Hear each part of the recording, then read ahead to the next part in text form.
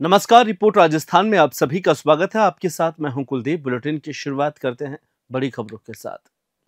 पाली जिले की ग्राम पंचायत दयालपुरा में मादरी की ढाणी में लंबे समय से चल रही बिजली समस्या ने ग्रामीणों का जीना मुश्किल कर दिया है।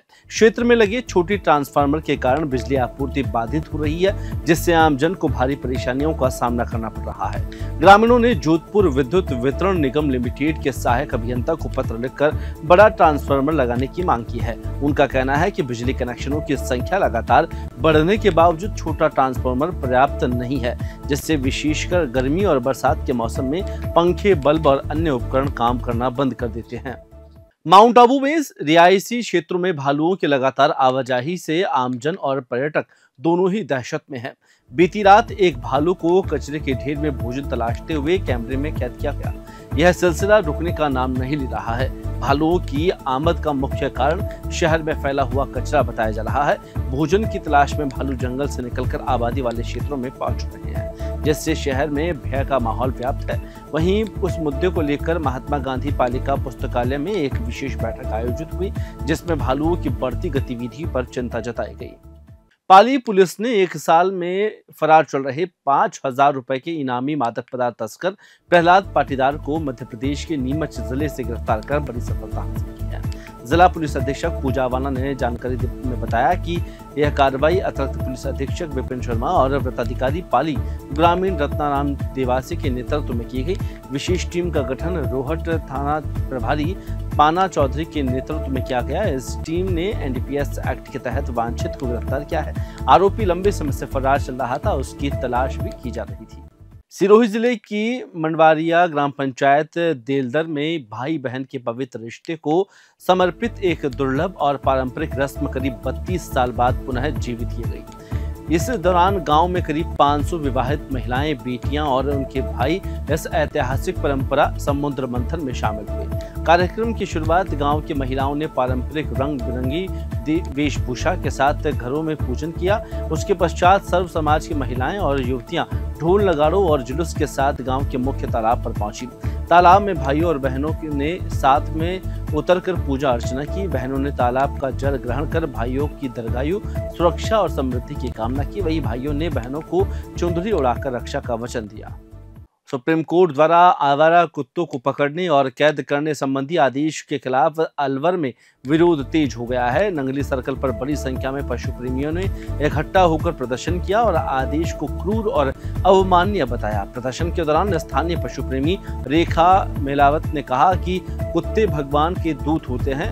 जब हम पर संकट आता है तो काले कुत्ते की पूजा करते हैं। आज वहीं बेजुबान कैद और प्रताड़ना के शिकार बनाए जा रहे हैं। उन्होंने आगे कहा कि कुत्ते स्वाभिमान और साथ ही हिंसक नहीं होते हैं और मानव समाज में उनका होना काफी जरूरी है।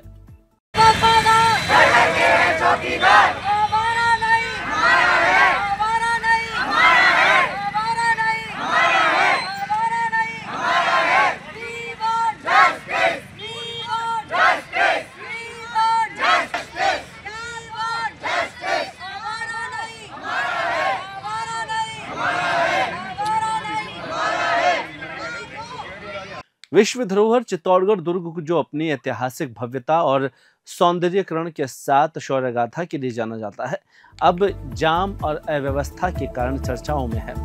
पाडनपोल से दुर्ग तक जाने वाले संकरा रास्ता रोज घंटों तक वाहनों की लंबी कतारों में फंसे रहते हैं। लोग इससे परेशान हैं। स्थानीय नागरिकों से लेकर देशी विदेशी पर्यटक भी इस परेशानी का सामना कर रहे हैं। सबसे गंभीर बात यह है कि वर्षों से सूरजपोल दरवाजा खोलने की मांग को अनदेखा किया जा रहा है। इसके अभाव में एक ही रास्ते से आवागमन होने के कारण अब जाम अस्थायी रूप में बढ़ा हुआ है। कई बार तो आपातकालीन वाहनों को भी घंटों तक फंसे रहना पड़ता है, जिससे जनजीवन संकट में है। कस्तूरबा गांधी आवासीय बालिका छात्रावास को अब छात्राओं के विद्यालय आने जाने में सहूलियत मिलेगी। शांति देवी कंदोई चैरिटेबल ट्रस्ट द्वारा छात्रावास को एक निशुल्क बस प्रदान की गई। यह सेवा छात्राओं के लिए शिक्षा की राह को और सरल बनाएगी। बस को हरी झंडी दिखाकर भाजपा नेता राकेश जांगे ने रवाना किया। इस अवसर पर सीवीओ बबलेश शर्मा और ट्रस्ट के प्रतिनिधि निरंजन लाल कन्नोई भी उपस्थित रहे। उन्होंने ट्रस्ट की इस पहल की सराहना करते हुए कहा कि इससे ग्रामीण क्षेत्र की छात्राओं को बड़ा लाभ मिलेगा।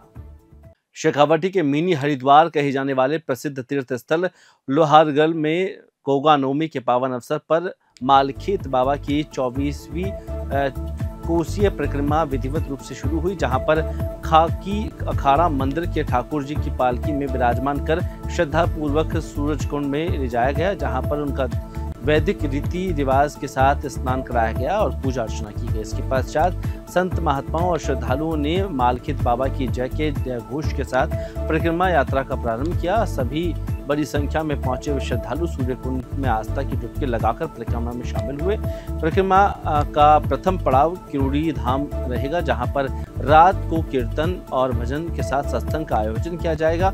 इसके अगले दिन ठाकुर जी के स्नान के पश्चात पालकी यात्रा पुनः अगले पड़ाव की ओर प्रस्थान करेगी। डीएपी यानी कि डाई अमोनिया फास्फेट खाद की कमी से किसानों को भारी परेशानी का सामना करना पड़ रहा है। स्वरूपगंज स्थित कृषि क्रय विक्रय सहकारी समिति लिमिटेड के कार्यालय के बाहर सुबह से ही किसानों की लंबी कतारें देखने को मिली। भीषण गर्मी और उमस के बीच किसान खाद के इंतजार में खड़े नजर आए और किसानों का कहना है कि मांग की तुलना में खाद की आपूर्ति बेहद कम है, जिससे रोजाना सैकड़ों किसान खाली हाथ लौट रहे हैं। साथ ही खाद वितरण में उपयोग में होने वाली मशीनें भी कम है, जिससे ऑनलाइन एंट्री की प्रक्रिया धीमी हो रही है और समय की बर्बादी हो रही है। किसानों ने मांग की है कि मशीनों की संख्या बढ़ाई जाए ताकि वितरण प्रक्रिया तेज हो सके और उन्हें समय पर खाद मिल सके। फिलहाल इस बुलेटिन में इतना ही। मुझे दीजिए इजाजत। नमस्कार।